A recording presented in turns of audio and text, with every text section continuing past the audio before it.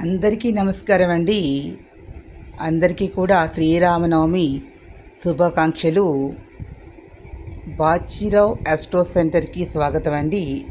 ఈరోజు మన వీడియోలో ఈ శ్రీరామచంద్రమూర్తి జాతక గురించి మనం మాట్లాడుకుందాం. శ్రీరామచంద్రమూర్తి కర్కాటక లగ్నంలో గురుడు చంద్రుడు ఉండగా, అంటే అది గొప్ప గజకేసరి యోగం అంటారు. అలాంటి గజకేసరి యోగంలో జన్మించారు శ్రీరామచంద్రమూర్తి. 5 గ్రహాలు ఉచ్చస్థితిలో ఉండగా జన్మించారు శ్రీరామచంద్రమూర్తి. చంద్రుడు గురుడు ఇద్దరు కూడా పునర్వసు 4వ పాదంలో ఉండగా జన్మించినటువంటి శ్రీరామచంద్రమూర్తి గొప్ప మహారాజ యోగం లభించింది.